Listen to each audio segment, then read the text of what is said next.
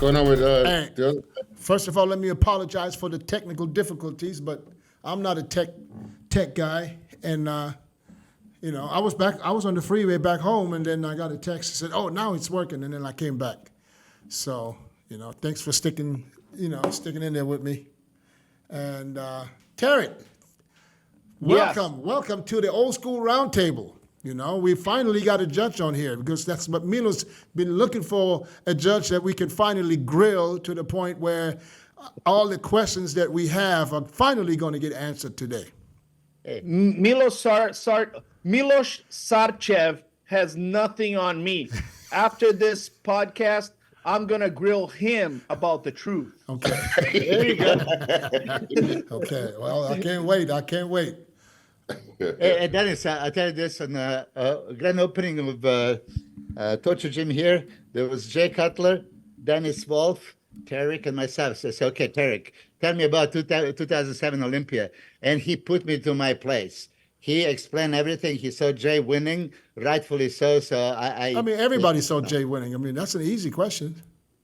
2007? No, everybody saw Victor winning. Victor, well, there was Dexter, there was Dennis. Victor, no, come on, Victor won 2007. Come on. I'm gonna respectfully disagree with you guys. I think Nasser Al-Somebody beat Dorian Yates in 1997. Yeah. And I thought that was pretty convincingly.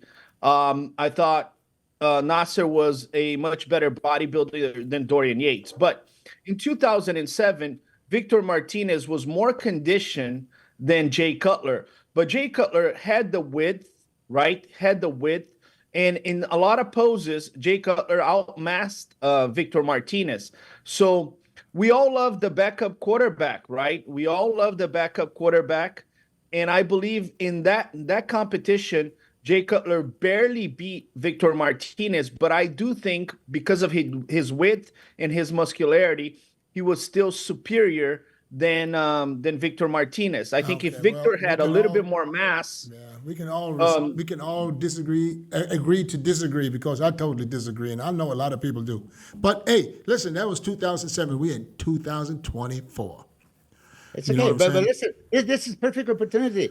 I like detailed analysis. I know, but you want to know about the newer shows. We don't want to talk about shit that happened almost 20 years ago. Well, we can talk about Hadi and Derek. Yeah. We can talk about Samson and all those guys. Yeah. And like I said, I will go pose by pose and let you guys know why I voted for Derek Lunsford to win the Olympia in 2023 and why I voted for Hadi Choopan to win the Olympia in 2022. All right, first let me ask you one question, Terrick.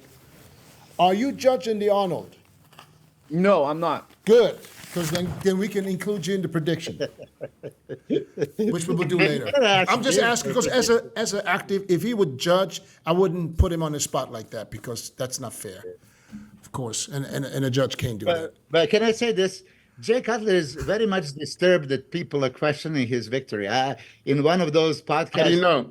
It bothered him, and I was the one constantly just like, hey, listen, you didn't deserve all this stuff. He's a Leo, man, of course. He's a Leo. Terrick explained perfectly right now, on the basis of width and muscularity is how Jay was winning all the other years as well. And Milos, sorry to interrupt, but in 2001, when people thought Jay Cutler beat Ronnie Coleman, no, he didn't. Ronnie Coleman beat Jay Cutler the same reason that Jay Cutler beat Victor Martinez. He outmassed Jay Cutler, and in bodybuilding, size, it's a very important criteria, right? Samson Hold DAUDA right there. Hold on. right Okay, there. Terrick. Hold on, Terrick. Okay, I see what you're saying. I get what you're saying, but then tell me this. Was Victor Martinez leading at the Olympia in 2007? Was he beaten? Jay until the end? I think at prejudging he was leading, and then at finals, Jay, squeezed the conditioning and he was able to beat him, because it's what we were talking about. So it wasn't the width then; it was the condition. No, but Dennis, is how much do you beat somebody on size? So at the 2011 Tampa, between you and Fouad, a lot of people said, well, Fouad was more conditioned. and maybe he was a little bit more conditioned, but Dennis James was a lot bigger. So it's not by beating a guy. How much have you beaten that guy, right? Dennis James was a lot bigger than Fuad, and Fuad just a little bit more conditioned than Dennis James. So it's also calculating the difference by how much you beat that man on a criteria. Was BEHROUZ Tabani more conditioned than Samson DAUDA at the Romania Muscle Fest? Yes, but Samson DAUDA was a lot bigger. Also, Samson DAUDA has much better lines. So by how much have you won on that criteria? Okay, but it's also very relevant. Yeah, but we come from an era, Terrick, where Sean Ray was king at one time. A guy named Flex Wheeler was not the biggest guy on the stage, not the whitest guy on the stage, but was beating bigger guys. A guy named Chris Cormier, same thing, had shape, had lines, had different characteristics of a prototypical bodybuilder, not beating a bigger, massier person like a Jay, but yet beating someone like Marcus Rule. So, okay, I have a different question for Terrick, though. Terrick, but do you want to answer Chris first? Yeah. Chris, Richard Jones had beautiful lines. Richard Jones was probably one of the greatest USA champions we've ever had. Probably most beautiful lines we've seen. He could not beat some of the bigger guys. When you talk about yourself, Flex Wheeler, and even Sean Ray as being smaller guys, I'm going to disagree. I think guys like Richard Jones were smaller guys. You know, I think in the criteria of muscularity, you guys were not as big as Dorian Yates, but you guys were close to Dorian Yates. And that's my follow-up question for you, Terry, because you said that, you know, Jay was so much bigger. I think that Victor was at his biggest in 07, at his best. And I want to know, other than the width, where was Jay bigger than Victor? Well, I thought in width and also other than the width.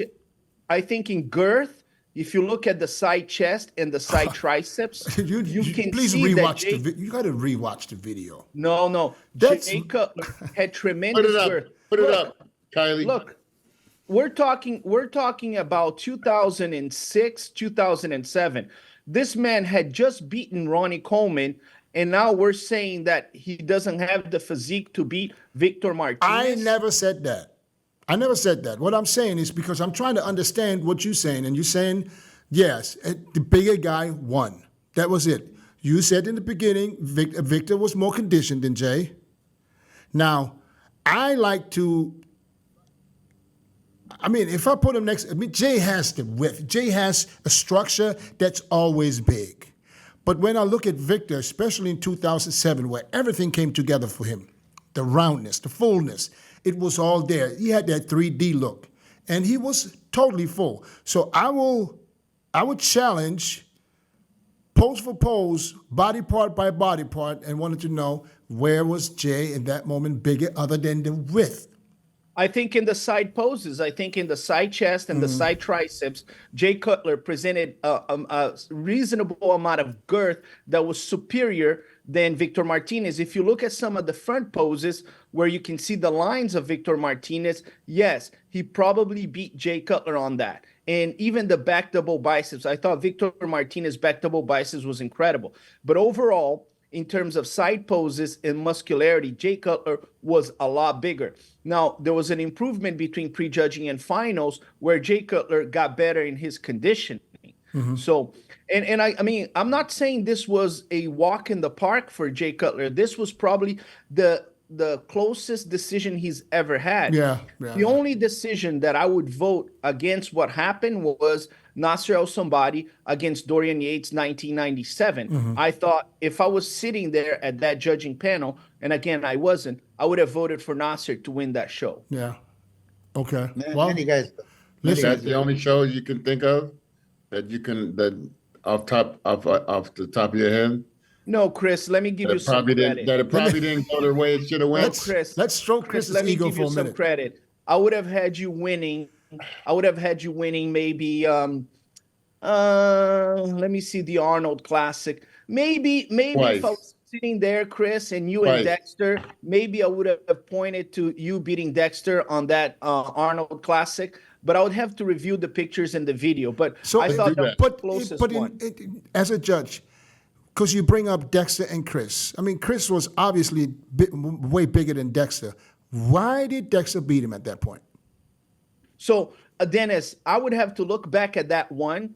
But in my personal opinion, we got to look at conditioning, lines, and everything. But I would have to look at that one. I think Dexter was a bit more conditioned. Yeah, I give him than- that. than I give him Chris. There's that. always been a little bit more. Yeah, I conditioned. give him that. So But here's but That it's was the the same. first one time thing. he ever But beat it's the same thing we just talked about Jay but and here's the Victor. thing. Just two different people. Exactly. But here's the thing that's very important, which I always tell people. I say, it's not only you beating a competitor, is by how much you are beating a competitor. So when you talk about Samson DAUDA, right? When Samson DAUDA comes on stage at the Romania Muscle Fest with his lines and with his size, he doesn't need to be the most conditioned guy on stage. He's beating them so convincingly and so easily With the on shape and size everything. and lines. The gap is so huge on those two criterias that somebody can come in and really knock him out of the park on conditioning. They still cannot surpass him.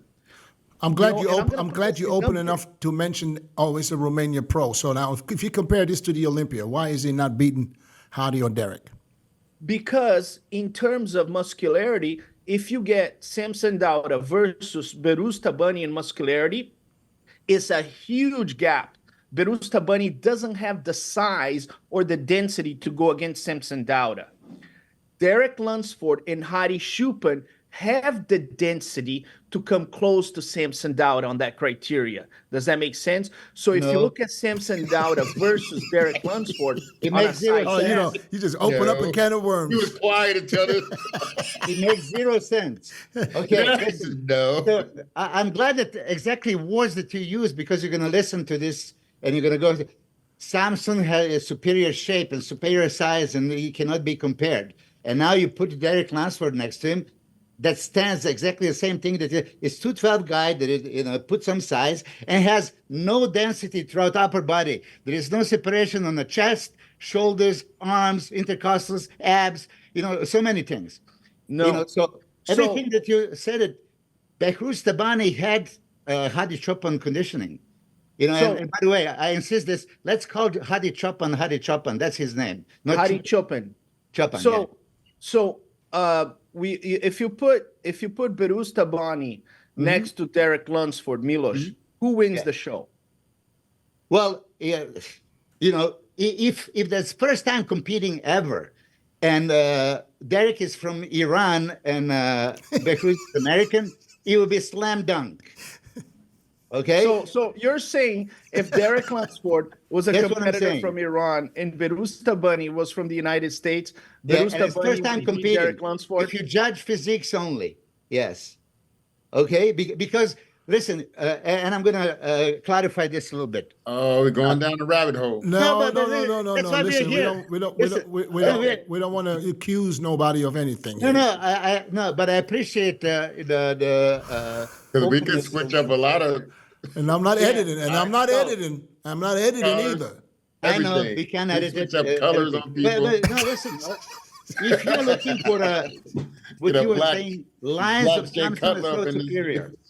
Okay, lines of Samson are so superior, and the size. You were talking about size matters. Okay, size with shape and aesthetics matters, and then conditioning. To throw it in. So if I analyze front from Samson and Derek, and what you call density, muscularity, tie-in, separation, striations, there's nowhere that Derek beats him from the front. Nowhere. So And Milos, size is considerably different. So Milos, Derek Lunsford could have been more conditioned and tighter from the front. You are right, especially on the chest and the shoulders and the arms. And that is why he lost the most muscular, and he also lost the abdominals and thighs to Hadi Choopan. However, in some of the poses from the back, he presented a physique that was a lot more conditioned. So he won the back double biceps, and I also thought he won the back lat spread. In the front double biceps, he also beat Hadi Choopan, but I thought Hadi Choopan beat him from front lat spread. And then on the side poses, I thought Derek won the side chest and the side triceps. Now, last Olympia 2022, I voted for Hadi Choopan to win the event, and the only pose that I thought Hadi lost to Derek was actually the back double biceps. Everybody in the industry knows that Samson DAUDA has beautiful lines, that Samson DAUDA is not only an aesthetically pleasing bodybuilder, but he also has a lot of size. Samson, if he improves his conditioning, he'll be very hard to beat. But when it comes to some of these smaller, denser guys, you know, on side chest, side triceps, some of those poses, Derek and Hadi, they can expose Samson DAUDA. So I think BEHROUZ Tabani is not on the category of those guys because he's not as dense as Derek Lunsford and Hadi Choopan. You judged BEHROUZ, right? You judged him. Yes, I Okay, judged so you BEHROUZ. speaking, so he can say something that I can't even speak about because I never see him on stage in life. I saw him in person, and when you said that he's too small to stand next to Hadi and Derek, it was at first I was like, ugh. But then I gotta give you credit for what you just said. That just because someone is 50 pounds heavier doesn't mean you're bigger in every pose. And we discussed this before, Milos, where I said, listen, when I see Derek's front double biceps and I see Samson's front double biceps and Hadi's front double biceps, Hadi and Derek, who are both at least 50 pounds less, look just as big as Samson in those shots. Yeah, it's illusion, possibly. Yeah, Okay, I mean, and isn't bodybuilding all about creating illusion? But listen, you know, that's the pose. They put the arms down and they stand there. Judges have to see, in between. Look at the actual size. We can create illusion in every pose to look bigger. Yeah. But you're not judging pose as a just pose. That's the still same guy with the same muscle. I know, but Milos, it's compared. not the same if you create an illusion by the way you pose when you're by yourself. It's different when you stand next to someone who's 300 pounds. Now there's not much you can create other than stand there and hit the shots. So I'll give the credit where credit is due. Derek looked phenomenal, right? He what he did is the first time in history. 212 guy showed up. It was second first time and won, head down. I mean, unbelievable. But when you really start analyzing pose by pose, when Terrick says his density and conditioning was not present from the front, from stride, but those quads stride were. at chest, stride and intercostals, tie-ins, detail, right? There was non-existent. Yeah, but Okay, the quads were though. So what? The quads on Derek was lights out from the waist down. Quads was good, and glutes were phenomenal, but also, sorry to cut you off, but also, you're not sorry. Hadi's legs, Hadi's legs is not like they used to be. If you look throughout when he was like sharp, and He's not as conditioned as he used to be. Yes, right. And I just saw a comparison today. I don't remember where I saw it somewhere. Not as good as they used where to they be. compared him now at the Olympia 23 and Vancouver 19. Pro. He was at least, I would say, 15, 20 pounds less, but he looked It's not so getting better. dangerous. It's not getting better and better. It's not. That's why I believe that if Hadi comes into the Arnold, thinking about looking like the old Hadi, and even if he's just 5 pounds bigger than he was at Vancouver, he doesn't have to be 20 pounds bigger. He was so sharp that it will look like he's 30 pounds heavier than he really is. let me tell you this. That's the whole thing, Dennis, is when you're a little bit heavier, you're thinking, I'm bigger, I'm a little bit heavier, I'm going to be better. Yeah, When it's not the case. If you're 6 pounds lighter. I made that mistake. I made that mistake. That's why I'm saying this. I did the same too. I did the same. Yeah. But can I say this? Okay, I would be biased, coach, if I talk about Samson. if Samson is not my athlete, it's still same body, I would still judge the same. I don't coach Hadi. I would say this: Hadi could arguably win every show that he entered as an IFBB pro since 2006, Sheru Classic in Dubai, and all the other 16, yeah, and then all the other shows that he entered. He could beat Flex at the Korea. He could have beat in San Marino. He could have beat Cedric and Cedric, yeah, McMillan. He could have won Olympia in 2019, arguably 2020, 21. All this, 2021 when he plays fourth next to the Brandon Rami and Phil Heath, there was an argument on Saturday. Wait. No, it wasn't Rami. Yeah, Rami won 2021, right? No, but you said Brandon, when the year that Brandon won, was Brandon? No, Brandon won 2019. Yeah, even 2019 when Hadi got third. There's a lot of people thought that he could have won that show. He could have possibly. So it was Hadi, then I think it was William Bonac in second. So yeah, that year. But Hadi is that good. Mm-hmm. Persian Wolf, straight. He set himself up with the Hadi's conditioning. So when he came a little bit off, we thought, he's off. He's still the most conditioned guy on the stage. There was no comparison between Hadi's conditioning and Derrick's conditioning. Okay. No way. Derrick's just from the back, striated glutes and back double biceps. That's what he got him. And it was good on the side poses on the hamstring. But upper body, the Terrick, as the judge is saying, that upper body, his chest and shoulders, it was not comparable to quality and density. But he was so much harder, like jaw dropping. My jaw didn't drop for nobody else but Derrick at the show. That's just my opinion. And Milos, yeah, you are correct in saying that Derrick lacked separation on the chest and the shoulders, and that was one of his feedbacks. And that is exactly why, he lost the most muscular, and also he lost the front lat spread, which are poses that really indicate the separation that you have on your upper body.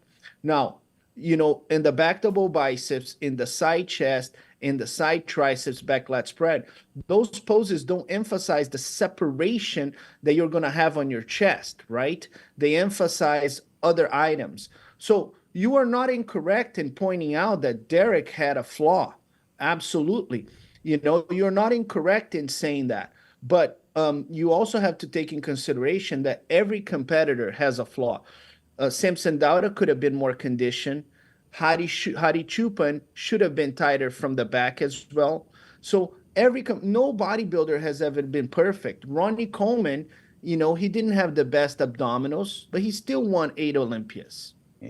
Yeah. I have another question for Terrick, and like the guy, let's mention Hadi one more time. Hadi made a name for himself with his conditioning.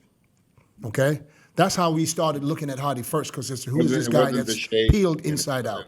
Now, once you come in like this every year, and all of a sudden you just get bigger and you start sacrificing condition, does it hurt?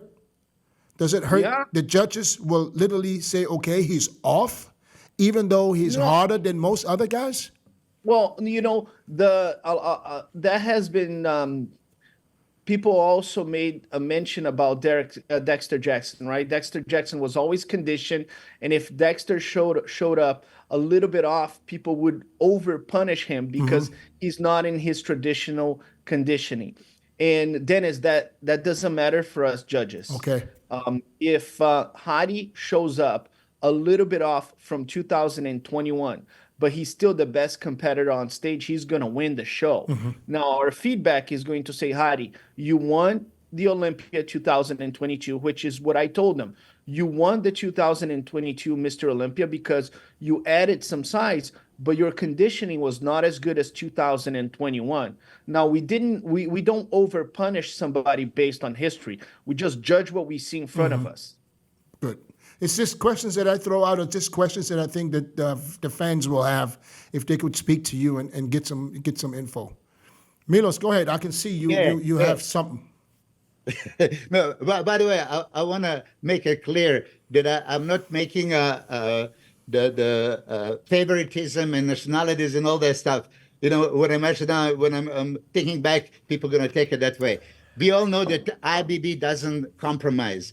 There was Egyptian champion, there was the Iranian champion. It makes no difference. I was just referring when Terrick asked me, okay, if you compare BEHROUZ and Derek, and I say if that's the first time Wool has ever seen them, okay, and this guy is coming from this country, this guy, you know, he would be probably looked at differently, and then he would have a much more chance. This is where I was going, so I have to stay corrected. I think, as Chris Cormier said, there was Sean Ray, under 200 pounds, Lila Brada, there was Francis Benfado, there was Muhammad Makawi, Danny Padilla. In the history of bodybuilding, we had a much smaller guys still beating mass monsters.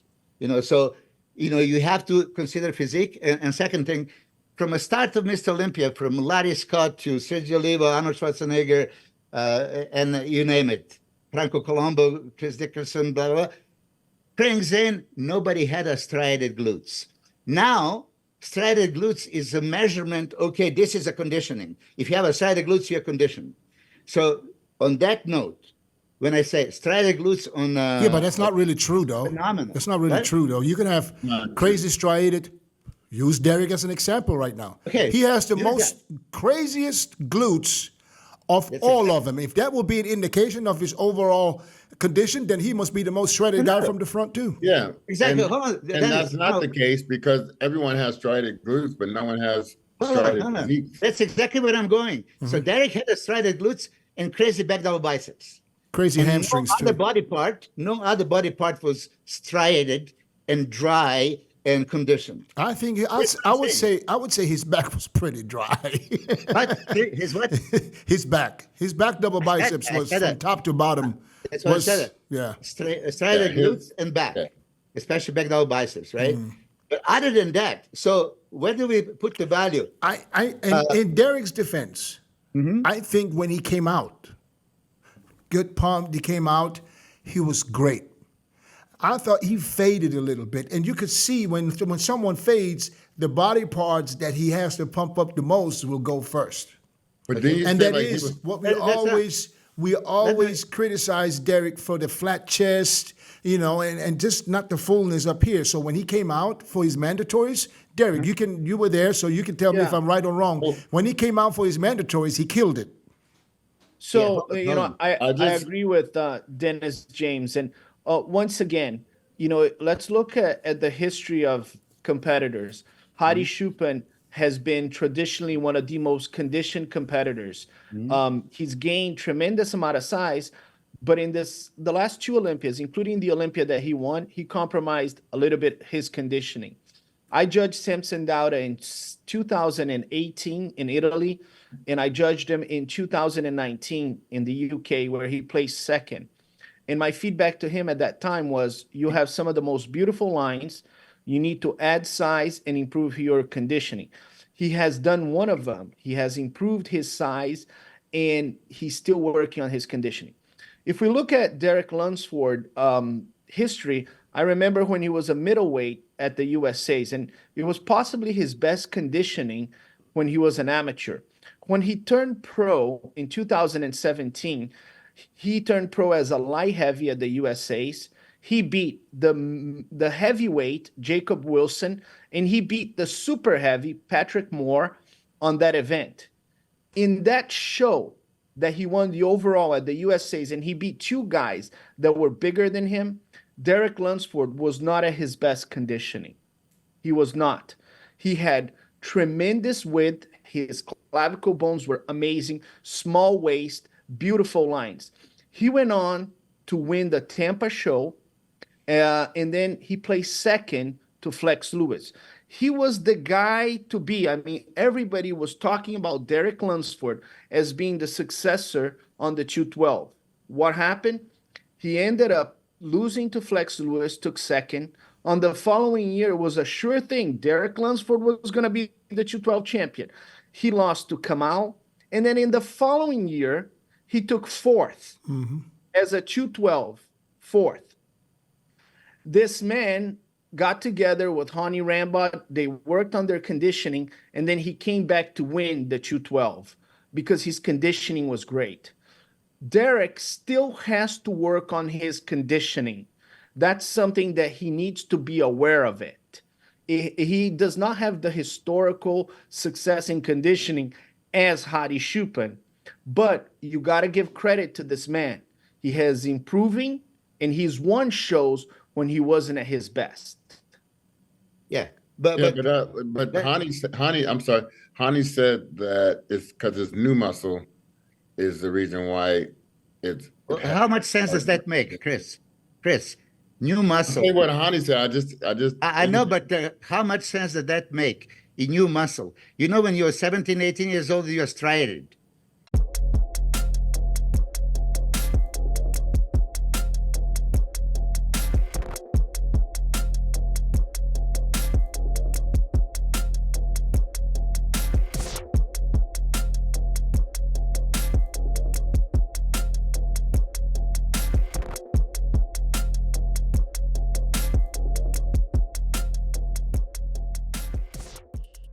Okay, you don't have a matured muscle, and you have cross striations all over the place. Muscle is muscle. It's not like you're going to marinate it and then you're going to serve it 2-3 years from now. You know, so this is the thing. I completely agree with you, Terrick, on many points. But first point I was trying to make, but you guys interrupted me. Striated glutes over striated chest. Hadi Choopan in most muscular pose and intercostal serratus. Striation upon striation that you don't see on Derek, right?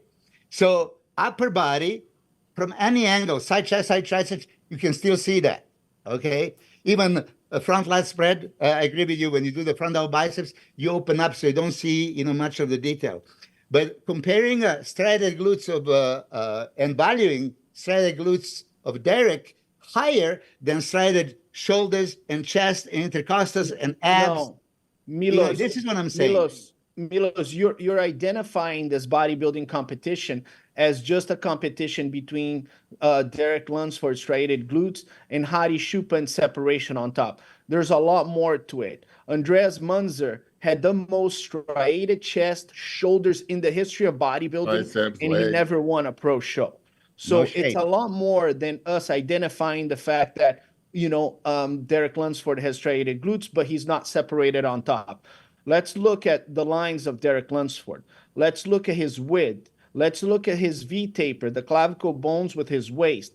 Let's look at his side poses. Does he have separation, hamstrings and glutes, right? Let's look at the back double biceps. Oh, okay, his most muscular is weak. We're not seeing separation. Who's better than him? Hadi Choopan. So there's a lot of other factors than just striated glutes. Do you think, in your opinion, do you think sometimes having a smaller waist is going to help you with certain bodybuilders, and having a smaller waist or a wider or bigger waist, I would say, with other bodybuilders?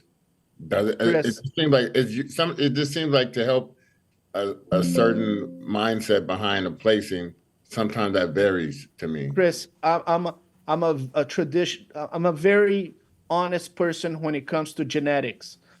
If you are born with a small waist in bodybuilding, is the equivalent of you being 6'8", 6'9" in the NBA. You have a big advantage. Yeah, I mean, it's supposed to be. Yeah. It's the bottom line. Some people are born with superior genetics. Yeah, Terrick, and I appreciate the fact that you are answering the questions and everything else. So I'm going to make this statement. I don't say that Derek did not deserve to win. I'm trying to see, how did you get there? How do you really judge? And I know that Jim Mannion explained this before. Milos, we consider everything: shape and muscularity and width and V-taper, aesthetics, thickness, and then we put it all together. I was very loud about don't separate symmetry round from muscularity.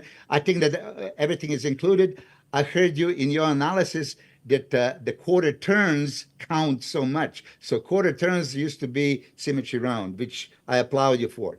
But I'm gonna refer back to you, because you said in one of the podcasts which I love the Manis podcast because we're really talking about old school bodybuilding. The quarter turns are extremely, extremely important. Yeah. And for me, like you've mentioned before, and you're absolutely right, to see if something is off balance, right? Yeah. Something is off balance. If there's a shoulder that's, you know, too prominent, if the legs are not equivalent to the upper body, you know, you get to see a lot in the quarter turns, and you can make very good decisions on the quarter turns. And if you look at the quarter turns between Samson DAUDA, Derek Lunsford, and Hadi Choopan, actually Derek does a really good job on the quarter turns, and he's superior than Hadi on those poses. Now, that's not the entire picture. Hadi Choopan had much better abdominals and thighs than Derek. Hadi Choopan beat him convincingly on the most muscular. But you can start making a lot of executive decisions on the quarter turns. Also on the posing, right? Some competitors, they hit a side chest better than others. You know, so all that comes into play. Did you think it was a mistake when Derek kept hitting the same pose as Hadi when he was showing the Hadi's strong point is that most muscular. You know, I thought Derek Lunsford was not as confident as he should have been on the poses. I think even though he might have been winning the show, if I were to give him an advice, I felt like he was not 100% that he was winning the show. And I felt like Samson DAUDA was probably the most comfortable guy there, you know, because he's in the top 3. But I didn't feel like Derek posed as if he already won the Olympia. I always tell competitors, pose as if you already won the show, and that will change your entire demeanor.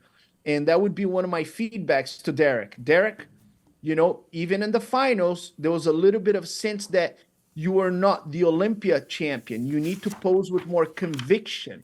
And that would have been my feedback. So I agree with you. I thought he was a little bit tentative. I had a question. And while you were explaining this, I totally forgot what I wanted to ask. That's why I grabbed the pen, because I need to start writing stuff down when it pops in my mind, because It comes with age. it comes with age. Because as soon as I picked up the pen, I forgot what it was I wanted to write down. That comes with age.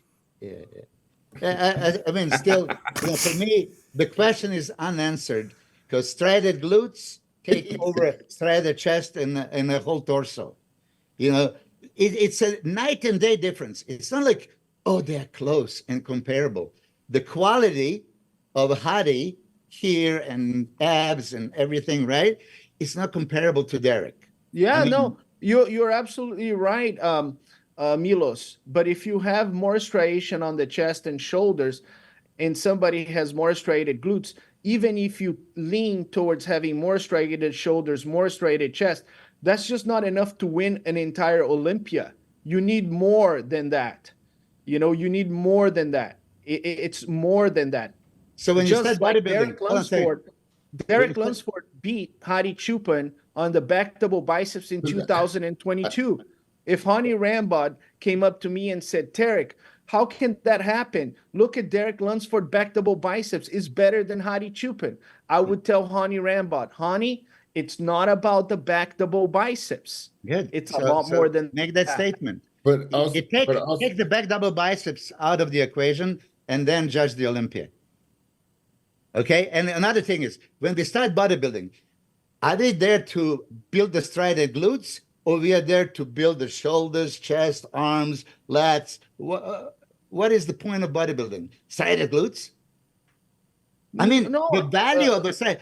This is, you know, read the comments always. Yeah, striated glutes, drag glutes. Like, for a long time. Newer generation came up with that. What? The newer generation came up with the striated glutes is king. So that's not my theory or the way I feel about it, though. I know you never Milos, had that. Why is it only you guys saying that? The only two guys with no striated glutes.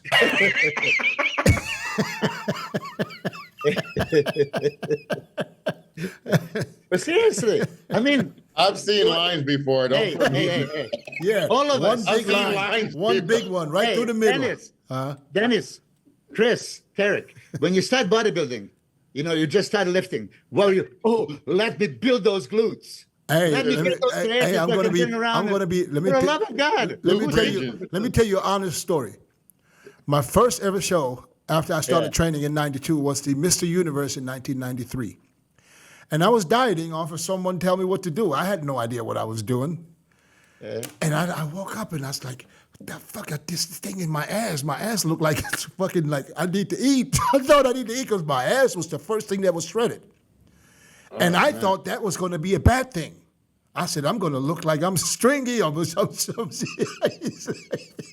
I had no idea. I didn't know anything about striated glutes. And that was the first thing. 1985, man. I saw Huh? name, what's his name from Jersey? Gaspari. Oh, Gaspari, yeah. 85. I was like, holy shit, what the hell is that? And listen, Milos, here's an example. Rich Gaspari had striated glutes. Lee Haney didn't. Lee Haney won the Olympia. Rich didn't. That's a Samson and Derrick for you. I think a lot of guys back then That's a had Samson and Derrick for I you. think a lot of guys back then had striated glutes. They just didn't squeeze the glutes like they do today. No, It was just more the hamstrings and more emphasis on the hamstrings and the lower back than really the glutes. Because once you use the glutes and you don't really know how to do it, you lose the back. Or you lose the hamstrings. Not everybody knows how to Not pose. everybody's. Now, Derrick, he's been doing this for a while, I guess, because he's got it down. Huh? Think about this. So now you become a master of presenting your striated glutes. Think of, I'm going to hit the glutes. But then they don't hit the Goddamn hamstrings. lats and shoulders and arms and hamstrings and all that stuff. Forget about glutes. You know? But if you know how to pose, you can squeeze all of it, lower back, hamstrings, I know, and it glutes. just, for me, it's too much emphasis on. I get it. I get it. muscle. I get it. It just happened that way, and that's just the way it is now. You see striated glutes and figure girls now. But the striated glutes equal great conditioning, dryness. Not That's necessarily. Like I said, my necessarily. glutes Not were striated necessarily. first before anything else at that time. You know, Dennis is correct here. I've seen competitors where they turned to the back and they had striated glutes, and from the front they didn't have anything. And I was like, man, the conditioning from the front and from the back is different, right? So having striated glutes doesn't mean you're going to win the show. It means that you have low body fat on the glutes. That's it. You know, some competitors have low body fat on the intercostals. It's very impressive, but that doesn't mean they're going to win the show. Milos, you got to forget about Derek Lunsford glutes. No. Hey, listen, we have you here. And of You course, gotta let go. You gotta let go. No, I can ask this Steve Weinberger, right? I can ask you. Steve would look at me once and I was just shut up. No, listen, you know, I think one of the greatest things that is happening in bodybuilding is that we are growing so much. You know, you have the new categories, men's physique, you have bikini, you have classic physique. And Tyler goes on the NPC News Online website and he does the criterias and he explains why this competitor won, why that competitor lost. And the reason we do this, the reason we do these podcasts is because we want to give full clarity to competitors so they know exactly what to do and what we are looking for. We are here to provide a service to every NPC competitor, to every IFBB Pro League competitor. And every bodybuilding fan, because their fans are the ones complaining and until they understand what the judge is really looking for. Exactly. And we are open to service the competitors, the fans, and the athletes. You know, Chris knows full well any competitor from the NPC from Japan to a pro in India can get on Instagram and say, hey, why did I lose this show? And I'll go there and I'll explain it. And Milos, we are expanding and growing because of that. And I commend the executive team because that's the direction we are going. And I love the fact that we're coming here, we're talking to you guys. You know, Tyler is, you know, really putting himself out there and saying, guys, this is what we think and this is where we're going. It takes a lot of courage to do that. And I think we're doing a really good job. Awesome job. Yes. Unbelievable. What Tyler is doing is amazing. He went step-by-step analysis like you did in that video that you sent me the other day. I love it. This is what we were waiting for years. You know, back in the day when we complained, hey, judging score sheet, why don't you explain your calls, right? Now you guys are explaining. I have amateur guys, they get me a list, they get the email from Sandy Williamson, from you, from anybody, explaining why they lost, what they need to improve. That's wonderful. Listen, I absolutely commend you. But Yeah, as Dennis is saying, and it's not fans like, want to know. but Milos, this is nothing new. You can get judges' feedback for many, many years. They just, not everybody is just, most people it just was don't. not as prevalent They as don't now. even send the email and asking for feedback, but they're going to sit there somewhere and complain that they didn't win. You know what I'm saying? So, I mean, I got to applaud. I mean, I couldn't be a judge. I couldn't. Because I see it, you know, they sit there all day. And at the Olympia weekend, that's like a 4-day thing. And if you judge, I don't know if you guys judge the amateurs too or not. But, no, it's usually a separate team that judges the amateurs. But the and then pros we alone, judge the pros alone, that's a 3-day event right there. And you're talking morning, the pre-judging at the expo stage, finals at night, a 2-day event, I'm sorry. The finals at night, and then next morning, you got to be, and you know, you're looking at so many athletes. I mean, me personally, I'd be at a point like, you know what, fuck it. They all look the same to me after a while. You know what I'm saying? So I applaud you guys for that, man, because this is not an easy job. This is not an easy job. Dennis, a lot of people think there's some mystery to being a judge. A judge is somebody that loves bodybuilding. Mm-hmm. You know, I loved bodybuilding the first time I joined a gym in 1994. I joined a gym in Brazil, and it was this old school bodybuilding gym. 1994, there were pictures of, you know, MILOS, Ronnie Coleman, Flex Wheeler, and Chris Cormier on the wall. The owner of the gym would just rip from the magazines and put it on the wall. There was not a single girl in the gym. And that's where my love for bodybuilding began. I had a chance to follow my brother's career, and I remember trying to help him with poses. I remember judging in 2006, my first time. Lincoln was the head judge for John Lindsay here in California. You liked a lot of sweaty men? Yes. But, you know, one thing that people sometimes don't understand about judges, our biggest satisfaction is when we see a competitor overcome adversity. You know, and talking about your guy, Milos, Samson DAUDA. Nobody knew Samson DAUDA in 2018. Nobody in this industry knew him. And I didn't know him. I judged him in 2018. And I don't even remember judging him. He was in Italy, and he didn't make an impression in me. You know, Clarence DeVee won that show. I judged him in the UK, and he took second to Nathan Diasha. And I remember him on the corner talking to his wife and a friend. Nobody was asking him for a picture, an autograph. And I went there to give him feedback and to congratulate him. And I said, you're going to be a star in this sport. And to see him right now in the top of the world makes me happy as a judge, right? It gives me tremendous satisfaction to see Derek Lunsford being devastated, taking a 4th place in the 212 and moving on to win the Olympia. It gives me tremendous satisfaction to see Hadi Chupin. So many people believed, oh my God, an Iranian can never win the Olympia. It's impossible. And now everybody in the world knows they can win an Olympia regardless where you come from. So as a judge, we love the competitors. We know the effort they put in. And I would stay on that table for 20 hours if I had to. Okay, when you judge, here's the serious question. Serious. They're all before wasn't serious.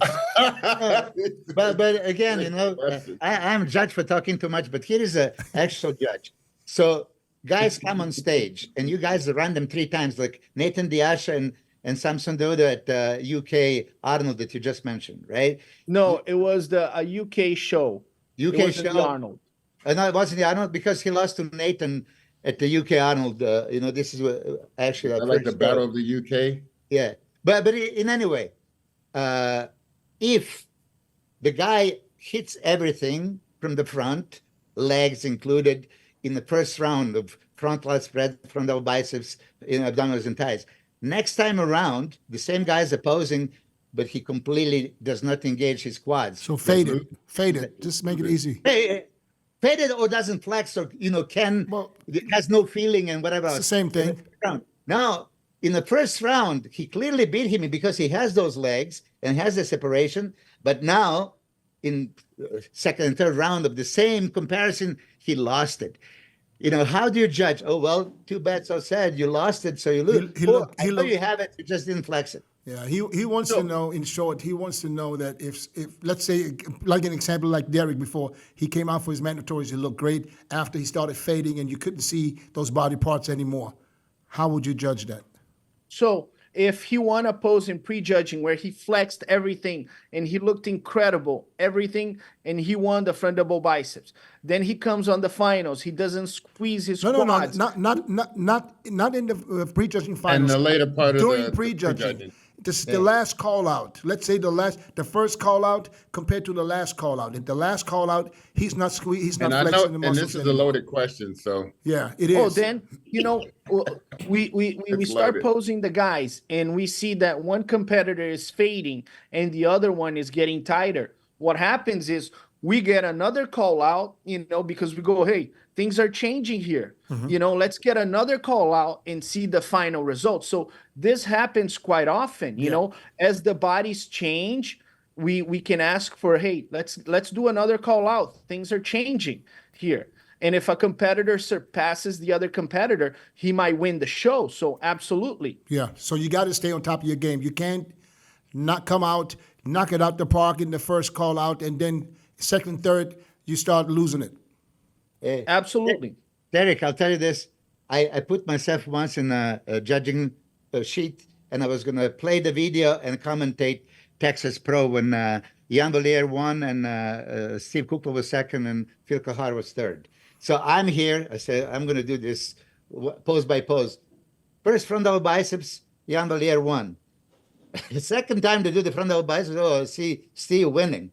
Third time, I see Phil Kahar. Like, oh, make up your mind. And this is me. Like 3 different comparisons of the same pose. I see all 3 guys winning. First time this guy convinced me. This happens quite often, and we teach young judges about this. Sometimes the more you look, the more confused you get. So at most of the times, we tell young judges, trust your first instinct. That is the right one. So it happens to a lot of the young judges when they start looking and they look and they look and they go, I thought this guy was winning. A lot of times you train yourself and your first instinct is the right one. You thought Ian Valier won the back double biceps. That was your first instinct. Did he end up winning the show? Yeah. So you see, it's your first instinct. A lot of young judges, they're doing training and they start second guessing themselves. And it happens quite often. I was training 2 young judges in Romania, and they saw the right thing, and then they second-guessed themselves, and they went the wrong way. But and this could also be, Terrick, because somebody starts fading. Now you start changing your mind. absolutely. There's that possibility. Yeah. So now, because another example is also Texas Pro, Andrew Jackson, Hunter Labrada. Look how many last call-outs they got, where they literally switched them, how many times? 4 times? Yeah, it's like it literally looks like it is so close where they can't make up their mind because he wins certain poses, the other one wins certain poses. Now, how do we fix this? Was there more call-outs? Was it only Hunter? No, it was just both of them, but like 3 or 4 times at the end, the very end. I think it was 3 or 4, right? Until you saw Hunter started fading a little bit, started sweating, and it almost looked like, let them battle it out. Yeah. It's so close. Let them battle it out. And who fades first is losing. Yeah. Yeah. I think maybe Hunter possibly was winning a few poses. Yep. Maybe Andrew Jack was winning a few poses. And they're looking at it. They're looking at it until they come to a final conclusion. And also. But here's another question. And listen, this is not question that I question you. It's for the fans to hear it. As Dennis said, this is education. That's what you're doing right now in the prime muscle as well. The Tyler is doing it. Beautiful. More information is out there, the better. So my question is here. Is this just mandatory poses that are being judged? Because it's okay, Derek beat Hadi 5-3, for example. But then you said how quarter turns are so important. So why don't you judge quarter turns as well on top of it? And finally, 2018, Phil Heath and Sean Roden. If you Sean won obviously, but if you analyze 8 mandatory poses, I do believe that Phil Heath beat him in majority. Okay, but he lost the show. So that's another thing that I was telling Dennis. Look at them standing there. Look at them in between poses. Look what's happening, right? So does Derek create illusion when he hits the pose, lifts the arms, and there's that V taper? Yes, it is. But when he is down there, now compare. They're just standing relaxed.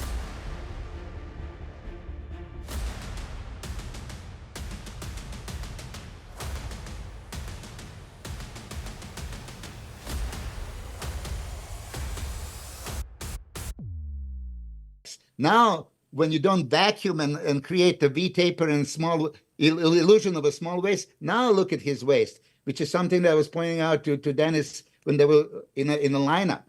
So this is also a point of interest. Our judges are looking this. Okay, freeze. I'm doing a front double biceps. That's or I'm looking how that leg and torso and arms are looking and everything before you hit the pose and after you hit the pose as well. No, Milos, we're judging everything. Sometimes we are looking at the diagonal when competitors are just standing there and we haven't called one single name to go on the line. We're taking a look at those guys. Some guys, they have perfect posture. They're waiting for the call out. Some guys might have their stomach coming out, right? Yep. And you're looking at that and you go, man, you're not making to the first call out with your, midsection coming out.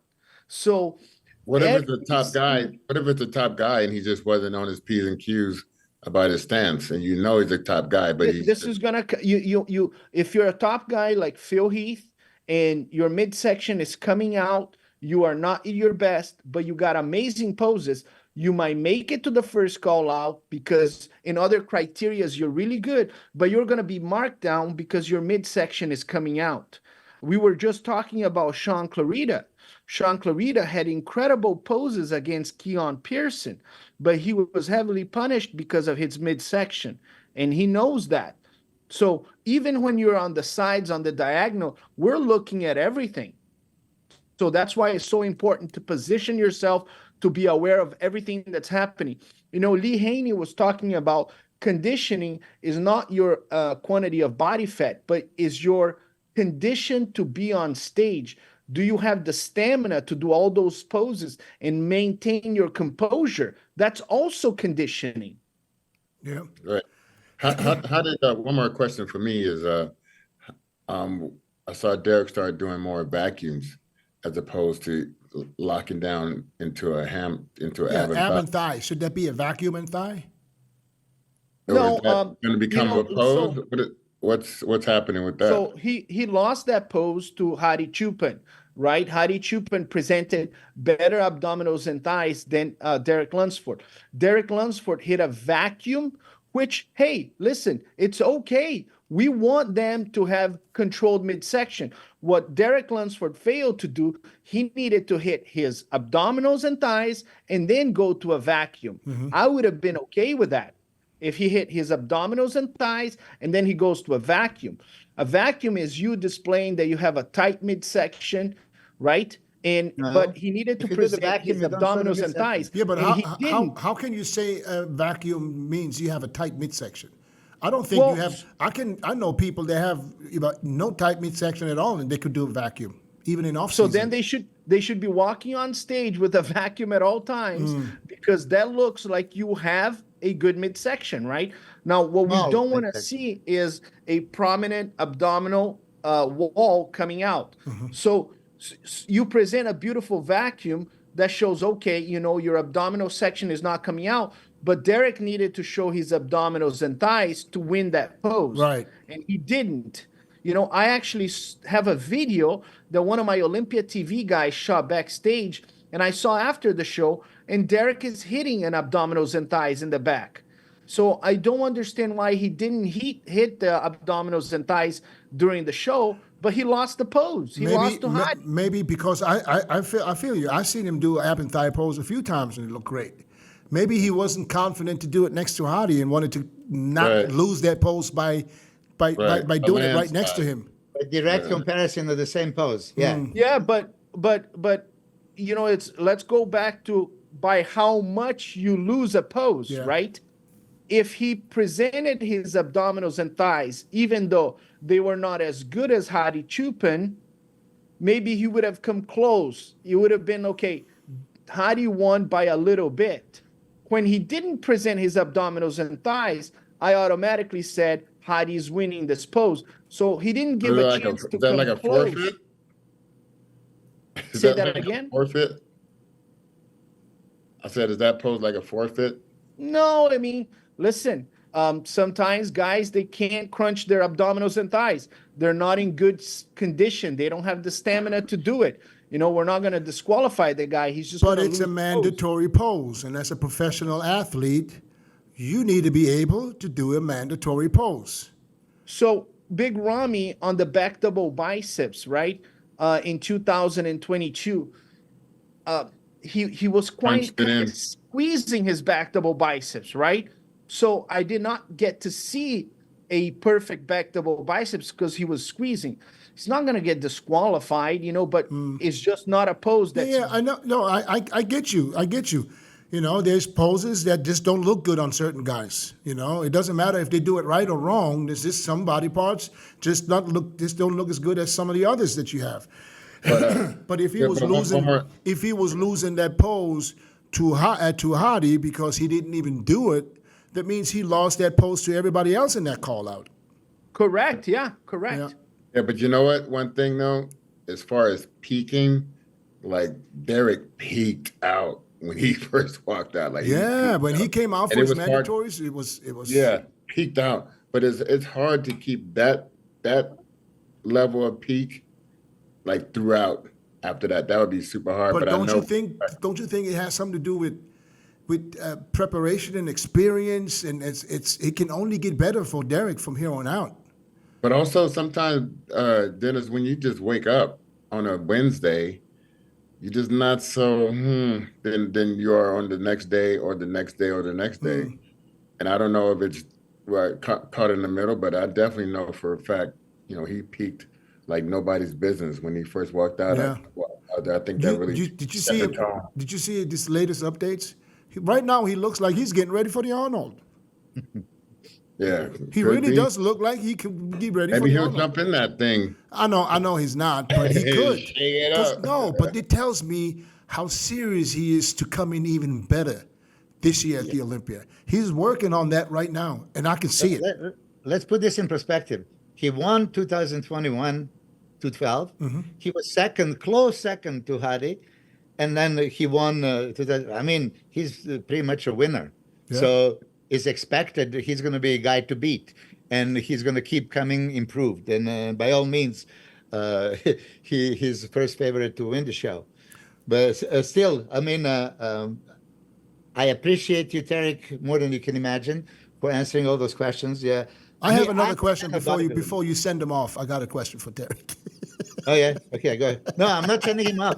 No, I'm just really appreciative because he's one of the boys, so we can talk at the same level, right? And the same for me, Terrick. I love you, man, for just coming here and taking the questions, because I know, you know, sometimes it's not the easiest thing to do. But I have one thing that annoyed the shit out of me. And I know this is something that bodybuilders been doing for years. It's nothing new. But after so many warnings, something needs to be done. What can be done because when you prepare a stage, we put a line on that stage, a square, for you to know exactly where the best light is as a competitor, where you can be seen in perfect light.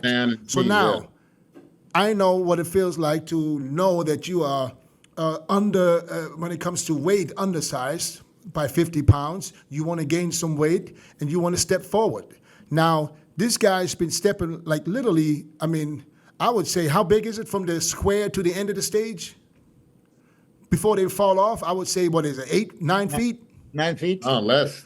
No, I don't think it's less. I think it was a big stage, man. So anyways, I mean, so they were okay, sent it's like- back to stand in line multiple times. And every fucking different pose, every next pose, they start stepping forward again and end up at the edge of the stage. What should be done or what can be done for this to not happen? Yeah, because it was part of the show now. It was like another 30 minutes. Yeah, it's just back too in much. line. So obviously, you know, we set the line there is based on the lighting. So you're correct on that, and also we tested as a good view for judging. So you know, it's quite challenging, Dennis, because when somebody hits a front double biceps, we have about 6 to 7 seconds to look at each physique, sometimes even less than that. And a lot of times, competitors, even in the amateur ranks, they give that little step forward, right? Yeah, but you know why that is. Yeah, because they want to give the illusion that they're bigger, Yeah. right? Yeah. Now, it's funny enough, a lot of times these guys, and if you look at the Mr. Olympia, Derek Lunsford, Hadi, and Samson, a lot of times they all give a little step forward together. You know what I mean? So it's almost like they're in the same plane, the same line, but they're off the light. So they're almost compromising their own performance because they're off the line, but they're still on the same line. So there's no inconsistency on that because they're on the same line. I know. And you know, you saw that Big Steve told them many times to Yeah. go back to the line. So it is a reoccurring thing that happens even in the amateur ranks, but a lot of times they all give a step forward together. I know, Now, but listen, it happened even in my time. And always the smaller guys was are the doing it. first. Always the smaller guys are the ones that are going to step forward first. And me, as knowing that I'm the bigger guy, I'm not let you go and gain ground on me. I'm gonna step forward right after you because you did it. So, but my idea would be at the next meeting, at any meeting at the bodybuilding show, any athletes meeting, why not tell these guys? I said, listen, we have that line there for a reason. If we said one time, we say step back on the line. Anybody moves forward, The warning. it's going to get back in the lineup. Just to let them know, don't step forward because it doesn't. I mean, I'm not talking about one step. I'm talking about 9 feet of walking on the stage. On almost one day, one is going to fall off stage, trying to gain some ground. Derek, you said that they all move. No, initially, first thing that Andrew Jack warned Hadi to come back in line. And that was before the first call out, right? And then Samson, of course, knew that this is what they're going to do. And when he asked me, what should I do? I said, like, well, don't let them come in front. So he has to keep moving. But it was ridiculous. So his question actually is, what am I supposed to do? If they gain on me, what am I supposed to do? Just stand there? Well, you as a coach, what do you tell them? Yeah, don't know. I wouldn't stand there. Don't let them gain 20, 30 Don't let pounds. them gain on you, right? Both of you are correct. You know, if one competitor sometimes, you know, it's like when you hit a front double biceps and a guy puts the arm in front of you, right? Then you go and you put the arm in front of him, and then the judge says, "Hey, knock it off." You know, spread out, right? Yeah. You know, it's just like the NFL. There's a little bit of pushing and shoveling after every play, and the referee goes, "Hey, stop it! The next time I'm going to give you a flag." You know, we don't want to give anybody a flag. We don't want to, you know, do something like this. But yes, we're aware that if somebody goes over the common sense of just moving forward all the time, we're going to eventually say, hey, my man, if you do that one more time, we're going to have to, you know, penalize you somehow. But Yeah, but then you're going to have to penalize the whole lineup. I mean, the whole call no, out. you know, Dennis, you know the guy that's triggering that, and you know the guys that are reacting to that, right? So, Yeah, but you know, they placed first and second. what's that? Yeah. They placed first and second. It didn't matter. So that's something that obviously we are aware, and I think we're gonna make sure that they stay a little bit closer to the line in the next competitions. Is it gonna prevent 100%? No. I think the competitors are always gonna try to move forward. Ronnie Coleman moved forward. Jay But he Cutler moved, did it. yeah, but Ronnie moved forward with the guys that started moving. Because Well, you who was know, the first person? Who was the first person to move? Melvin Anthony, Chris Cormier. Yeah, Chris outangled me. I'm watching my pictures with Chris. He always outangled me. But listen, put the Yes. platform, put the I started platform that. this tall, okay, and you solve the issue. Yeah, but you then put the then platform, there's a risk that you trip on There's stage, a and that's a risk. liability. what kind of risk, you know? If Yeah, When you it, get you the know, Olympic so- gold medal, you have to climb the big platform. Put just a like- glass. Hey, if I fall off that like- platform, even if it's How can you accidental, pull up the platform? If they put some spikes right oh, there. that's a some couple of broken $1 glass, million right there. some broken glass. yeah, no, the platform and the judging space, you know, there's so much liability that goes into it. So it would be complicated to have an extra step. And also, we're aware that these guys are tired, they're exhausted, they're giving their best. You know, so you know that little step is going to happen, and every head judge is going to notice and is going to say, "Hey, guys, step back." So it's something that we're aware of. Yeah. If you put something hot, I remember in what was it in? Electric fence what or was something. that? What show was that? Were you there, Milos, on tour? Was it Helsinki? in Hungary, 97. Hungary? When the And Nasser was dancing. they had the fish bowls on the stage. Yeah. It looked like the fish was getting cooked because they had the lights were on so long, and we were backstage already. Was that the show in the Like slaughterhouse? It was a rubber floor. No, that was It a rubber 99. floor, That was in Italy, right? fine, Italy, yeah. and it was so hot to step out there. We didn't want to get a call out. It was like shit. Don't Yeah, call that me was- out. I was Okay, like, that was 97 Hungary. And they said that so he hot. saw Nasser beating Dorian. This was like 5 days later. And by the way, Terrick, Chris Cormier beat Nasser like 3 times in next 6 shows in next 2 weeks, right? After that, In the Olympia '97. Yeah, that was it. But that was a Hungary show, and Nasser was going for the first call out because he was first, and Kevin and I think Lee Priest, they were coming out, and Nasser went in front first, and he started dancing, you know, because Yeah. people burning. it was so hot. yeah, that was We were nice. like, don't call me out. Well, The you know, beginning of the end for Nasser at that time, though. I gotta give credit to all of you guys. You know, I was at the Fit Expo and people were coming to Chris Cormier. I remember Milos when I saw your picture. You placed 10th at the Olympia, and I remember telling myself, "Man, I don't want to look like anybody else in the world. If I look like this guy, this Milos guy, I'll be the happiest man in the world." I remember when Dennis turned pro in 1999. I said, 98, 98. 1998, and I said, this has got to be the most beautiful physique, tiny little waist, round muscles.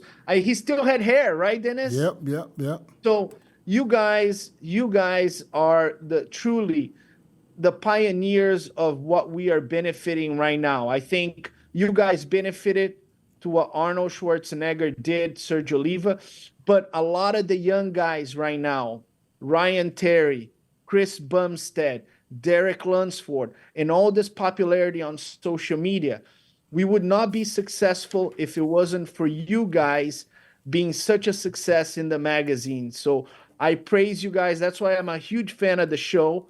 I'm 44 years old, so I remember when you guys were competing. We are experiencing a huge rise in bodybuilding because of what you guys have done in the 90s and early 2000s. Thank you, brother. I question. appreciate the words. But that Wait, one brings more us question before. to my Listen. final part. Yeah, one more question, because it's perfect opportunity. Chris Bumstead doing the Open Olympia. There's Sean Ray, Jay Cutler, many other pros that think he can go as far as winning. What do you say? I think he would place around 9th or 10th. Like I me. think if he gets between Derek Lunsford and Samson DAUDA, he's going to look small. He's going to have a lack of density. He is not going to be as effective as he is in the classic physique. I think if you look at a guy like Rafael Brandão is kind of like Chris Bumstead. I think he's even bigger right now, but I don't think Chris will make an impact in the open category. I think if you put him next to Samson DAUDA, you can clearly see a huge difference. If he hits a back double biceps next to Derek Lunsford, huge difference. I don't think he will be impactful. Awesome. Thank you for that. All right. That will bring us to the predictions. We are 6 weeks out of the Arnold Classic. We all know the lineup. We're going to start with Chris today. You started me last week. No, I did start with you last week. Okay, Milos, we're going to start with you. That was easy turn. That was easy. I didn't change my mind. I have a. Okay, I'm not looking what you did last week. Just tell me what you Okay. want to do. SAMSON is going to take over HADI. HADI is going to be second, and it's going to be one of those most memorable battles that is going to go back and forth. So first and second. For a third, there is three-way show that really who brings it the most. So I have two guys aiming for that, James Hollingshead and Marcelo, and I keep switching them with Brandao fifth. We don't see Brandao. We don't know what he looks like, so I would like to see some updates because I love his physique, I love his shape, and he is bigger. So if he's bigger, he is super dangerous, but we haven't seen him. I see my two guys, and I'm flipping him. This week, I'm going to give James third and Marcelo fourth and Brandao fifth. Marcelo and But it could go either way. All right, okay. Chris, what say you, my friend? I got Samson winning. Oh, you changed your mind. I got Hadi second. Mm-hmm. I got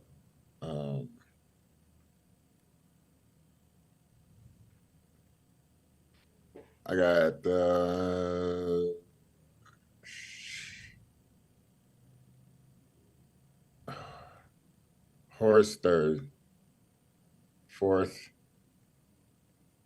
Rubiel, and I got fifth.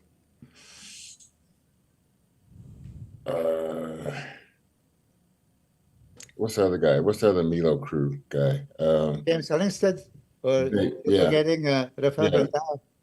Who? This Rafael. Hollins. James. I got Hollins. So James, okay. So I'm going to go next, and then we're going to have Terrick to sum this all up. I'm going with Hadi, and I believe Hadi knows what's at stake here. He knows he can't lose to Samson because I think that would hurt him for the Olympia. Hadi will come at his all-time best when it comes to condition. He knows he has to bring that condition, and I think he's going to be lethal. So I'm going to stick with Hadi in first. I got Samson in second because I think Samson is as good, and if Samson brings the condition, I'm not saying Hadi condition because I don't think he will ever bring that because there's, genetically some people can get as, this hard, and that's why we don't see anybody look like Hadi at the moment. And third place, I'm going to mix it up for you guys today. Third place, I'm going with, I don't know if Rubiel is coming. I have a feeling like he's not coming. He's not, I We're think. working on it. We are working on it. You still working on it, or you already gave up? Working on it. You're still No, working on it. So it's not out of the, Not out of the question. okay, then I'm going to put Raphael in third. And I'll tell you why, because I think Raphael did put on the size that we all were waiting for, finally. I think he's bigger, and even if he's just 10 pounds bigger, if he brings his usual condition, I think he will look incredible. Without the condition. Huh? You put him third from the day one. You always put him third. I think I had him in fifth the first week. I had Raphael, the one with Nick, I had him in fifth. So I got Justin Rodriguez in fourth, because I think Justin Rodriguez, and nobody talks about him, and I get it why, because, he's not really showing much, but I think he will be at his all-time best. I saw another pictures or video clip or what it was of him posing, and I like, very impressive. If he can bring that to the stage, he's going to be in the mix. And then I got Marcelo, because I think he's much better than I thought he was. You know, I looked at some pictures of him, and I'm like, you know, especially the one, you know, with that wide shoulders, little tiny waist. And if he can bring that to the stage, he will outclass a few guys. That is my top 5 for today. Terrick, it's all on you now. I'm picking Chris Cormier to win the show finally. I think he finally wins the Arnold Classic. I'm picking Dennis James. All right. We can't. Okay, that tells me that Terrick is not going to predict anything. And I'm picking Milos in third.